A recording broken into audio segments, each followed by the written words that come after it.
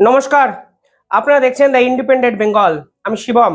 দেশ বিদেশের নিউজ পত্রিকায় এখন একটাই হেডলাইন, প্রোটোকল ভাঙলেন নরেন্দ্র মোদী। কিন্তু কেন তিনি প্রোটোকল ভাঙলেন, এতে ভারতেরই বা কি লাভ, এবং কেন হঠাৎ করে নরেন্দ্র মোদী বিমানবন্দরে চলে গেলেন কাতারের যে আমির তাকে রিসিভ করার জন্য।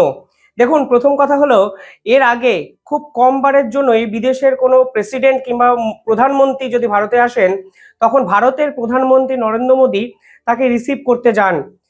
কালকে কাতারের যে আমির মানে প্রেসিডেন্ট সুলভ যে রাজা হয়, তারা কিন্তু কালকে ভারতবর্ষে এসেছেন, এবং সেই ভারতবর্ষে আসার পর প্রধানমন্ত্রী নরেন্দ্র মোদী তাকে রিসিভ করে একটি টুইট করেন। সেই টুইটে তিনি লেখেন, he is like my brother Amir of Qatar. অর্থাৎ পরিষ্কারভাবে কাতারের এই আমিরকে রিসিভ করে তিনি তাকে সর্বসমক্ষে ভাইয়ের সমান এরকম একটা ঘোষণা কিন্তু করে দেন। কিন্তু হঠাৎ করে কাতারকে এত গুরুত্ব কেন দিচ্ছে ভারত?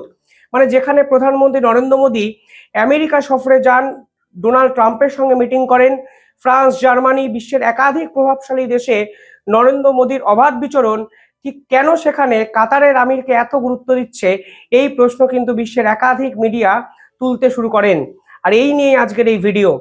এর আগে প্রধানমন্ত্রী নরেন্দ্র মোদী খুব রেয়ারলি প্রোটোকল কিন্তু ভেঙে বিমানবন্দরে গেছিলেন।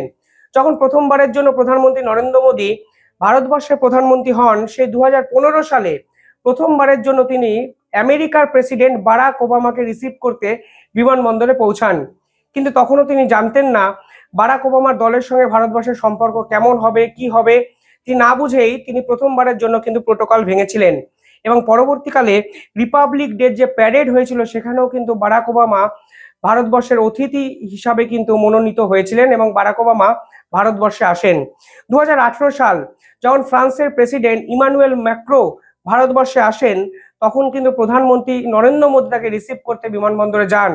উল্লেখ্য বিষয় হলো, ফ্রান্সের সঙ্গে তখন কিন্তু ভারতবর্ষ রাফায়েল নিয়ে চুক্তি করতে চেয়েছিল। নিঃসন্দেহে উল্লেখযোগ্য একটা ডিল, যা ভারতের সামরিক শক্তিকে বিশ্বে মানচিত্রে অন্যতম প্রভাবশালী আখ্যা দিয়েছে। সেই রাফায়েল জেট চুক্তি কিন্তু ইমানুয়েল ম্যাক্রোর সেই সফরে হয়। পরবর্তীকালে ডোনাল্ড ট্রাম্প যখন প্রথম আমেরিকার প্রেসিডেন্ট হয়ে ভারতবর্ষে আসেন, তখনও কিন্তু নরেন্দ্র মোদী তাকে রিসিভ করতে যায়। অর্থাৎ বুঝতেই পারছেন, খুব রেয়ার কেসে প্রধানমন্ত্রী এই মানে প্রেসিডেন্টদের রিসিভ করতে ভারতের বিমানবন্দরে কিন্তু গিয়ে পৌঁছায়। উল্লেখ্য বিষয় হলো, যখন কিছুদিন আগে G20 সামিট হয় 2023 সালে, যখন বাইডেন ভারতবর্ষে আসেন, তখন কিন্তু সে তাদেরকে ভারত সরকার সে অর্থে কোনো জাঁকজমকপূর্ণভাবে কোনোভাবে রিসিভ করেননি, এবং প্রধানমন্ত্রী নিজেও বিমানবন্দরে যাননি।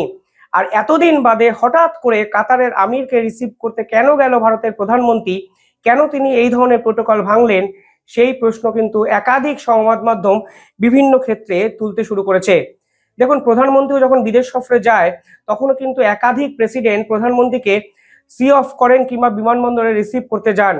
এই পুরো বিষয়টাই ডিপেন্ড করে একটা দেশের সঙ্গে অন্য দেশের কেমন সম্পর্ক, ইম্পর্টেন্স কতটা, এবং লং টার্ম ভ্যালুয়েবল বা ভ্যালিডিটি দুই দেশের মধ্যে পারস্পরিক মেলবন্ধন ঠিক কতটা বা কোন জায়গায় আছে, এগুলোর উপর ডিপেন্ড করেই কিন্তু ভারতবর্ষের প্রধানমন্ত্রীরা এই ধরনের সিদ্ধান্ত নেন। কিছুদিন আগে যখন এআই সামিট করতে প্রধানমন্ত্রী নরেন্দ্র মোদী ফ্রান্সে গেছিলেন, তখন ইমানুয়েল ম্যাক্রো, যিনি ফ্রান্সের প্রেসিডেন্ট, তিনি কিন্তু প্রধানমন্ত্রীকে মানে ছাড়তে, সি অফ করতে বিমানবন্দরে এসেছিলেন, এবং যতক্ষণ না প্রধানমন্ত্রীর বিমান সেখান থেকে উড়ে ইউএসএ তে চলে যায়, ঠিক ততক্ষণ অবধি কিন্তু উনি ওই জায়গায় দাঁড়িয়েছিলেন। নিঃসন্দেহে এক ঐতিহাসিক মেলবন্ধন বলে আখ্যায়িত করেছিল বিশ্বের মিডিয়া। কিন্তু এক্ষেত্রে প্রধানমন্ত্রী নরেন্দ্র মোদী কাতারের মতো একটা ছোট্ট ক্ষুদ্র দেশের আমিরকে এই ধরনের যে ওয়েলকাম করা, তা কিন্তু একাধিক আন্তর্জাতিক মিডিয়ায় কিন্তু চমকে গেছে। কিন্তু যারা এর ভিতরের খবরগুলো জানেন বা যারা জিওপলিটিক্যাল চর্চা করেন, তারা বুঝতে পেরেছেন এর পিছনেও কিন্তু নিখুঁত এক ডিপ্লোমেসি লুকিয়ে আছে ভারতের পক্ষ থেকে। দেখুন, কাতার কিন্তু অন্যান্য গালফ কান্ট্রির মতো তেল বিক্রি করে পয়সা উপার্জন করে না। কাতারের মূল উপাদান হলো মানে উপার্জনের উপাদান হলো ন্যাচারাল গ্যাস। আর আপনারা জেনে অবাক হবেন, কাতারের থেকে ভারতবর্ষ কিন্তু তার চাহিদার 48% এলএনজি অর্থাৎ লিকুইড ন্যাচারাল গ্যাস কিন্তু আমদানি করে। ভাবতে পারছেন, একটা দেশ থেকে এই 50% ন্যাচারাল গ্যাস কিন্তু ভারতবর্ষ কেনে। শুধু তাই নয়, 2048 সাল অব্দি, মানে যেটা 2028 থেকে শুরু হওয়া একটি চুক্তি, 20 বছরের জন্য 2048 সাল অব্দি ভারত এবং কাতারের মধ্যে এক ঐতিহাসিক চুক্তি আছে, যেখানে ভারতবর্ষকে কাতার দিনের পর দিন এলএনজি সাপ্লাই করবে। এই চুক্তি যখন হয়েছিল সেই টোটাল অ্যামাউন্টের পরিমাণ ছিল $78 বিলিয়ন। এবং যেহেতু লং টার্ম মানে এই চুক্তি করা হয়েছে, তাই অত্যন্ত লো রেটে ভারতকে কিন্তু তেল বিক্রি করতে রাজি হয়েছে বা ন্যাচারাল গ্যাস দিতে রাজি হয়েছে কাতার সরকার। এর ফলে ভারত কিন্তু $6 বিলিয়ন সাশ্রয় করেছে। ভারতীয় মুদ্রায় এই $6 বিলিয়ন মানে কত জানেন? প্রায় 54,000 কোটি টাকা। অর্থাৎ হিউজ পরিমাণে টাকা কিন্তু সেভ করা হয়েছিল কাতারের সঙ্গে ভারতবর্ষের এই চুক্তিতে। অর্থাৎ বুঝতেই পারছেন, যারা ভারতবর্ষের ইকোনমিতে প্রায় $6 বিলিয়ন ইনভেস্ট করছে ইনডাইরেক্টলি, তারা যে ভারতবর্ষের বর্তমান অর্থনৈতিক এই পরিস্থিতিতে অত্যন্ত ইম্পর্টেন্ট একজন ব্যক্তিত্ব হবেন তা কিন্তু বলাই চলে।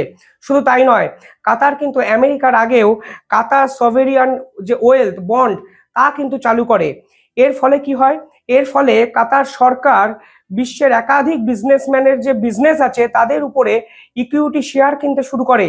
ঠিক সেরকম কাতার সরকার কিন্তু ভারতের একাধিক মানে কোম্পানির উপরে হিউজ টাকা কিন্তু ইনভেস্ট করে।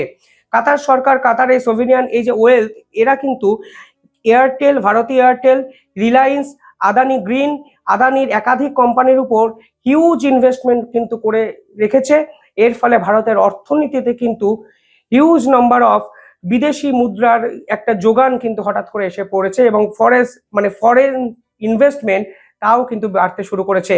ফলে প্রধানমন্ত্রী নরেন্দ্র মোদী কাতারের এই আমিরকে যথেষ্ট গুরুত্ব দেবেন, সেটাই কিন্তু স্বাভাবিক।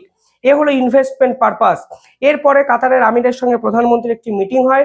এই মিটিংয়ে তারা একাধিক বিষয় নিয়ে আলোচনা করেন। কাতার অফিসিয়ালি জানিয়ে দেয় তারা ভারতের এই বিভিন্ন সেক্টরে $10 বিলিয়ন নতুন করে ইনভেস্ট করবে। মানে এত হিউজ নাম্বার অফ ইনভেস্টমেন্ট সাম্প্রতিক সময় ভারতবর্ষে কোন বিদেশি কোনো শক্তির থেকে এসেছে বলে অন্তত আমরা জানি না। ফলে হিউজ নাম্বার অফ ইনভেস্টমেন্ট এই চুক্তিতে হলো। শুধু তাই নয়, এই $6 বিলিয়ন যেটা কিনা কাতারের সাথে এই যে এলএনজি চুক্তি, এর ফলে ভারত সরকার বাঁচাবে এই হিউজ নাম্বার অফ টাকা, 54,000 কোটি টাকা ভারতবর্ষ পরবর্তীকালে আর্মি সেক্টরেও কিন্তু ইনভেস্ট করতে পারে বলে বিভিন্ন সূত্র মারফত অনেক জায়গায় কিন্তু স্প্রেড আউট হয়েছে। একাধিক সূত্র কি বলছে? একাধিক সূত্র বলছে কাতারের সাথে ভারতবর্ষ এই প্রথমবারের জন্য স্ট্র্যাটেজিক পার্টনারশিপে যাচ্ছে। এর ফলে একটা দেশ অন্য দেশের উপর স্ট্র্যাটেজিক্যালি একে অপরের সঙ্গে বিভিন্ন পার্টনারশিপ এবং বিভিন্ন মৌ চুক্তি কিন্তু স্বাক্ষরিত করতে চলেছে।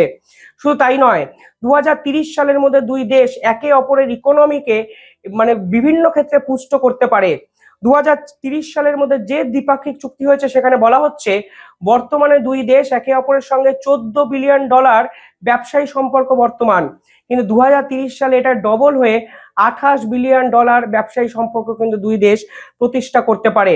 অর্থাৎ long term partnership, long term goal, strategic partnership, এলএনজির পাশাপাশি একাধিক ইনভেস্টমেন্ট, একটা সফরেই কিন্তু কাতার এবং ভারতবর্ষের দুই দেশের ভোল বদল হয়ে গেল, এরকমই মনে করছেন একাধিক বিশেষজ্ঞরা। পাশাপাশি এই যে গালফ কান্ট্রি আছে তাদের একটা কর্পোরেশন আছে, তাকে বলা হয় জিসিসি কর্পোরেশন, অর্থাৎ গালফ কর্পোরেশন কাউন্সিল। এই পার্টিকুলার কাউন্সিলে বাহরিন, কুয়েত, ওমান, সৌদি, কাতার এবং ইউএই এর মতো শক্তিশালী গালফ কান্ট্রিরা আছে।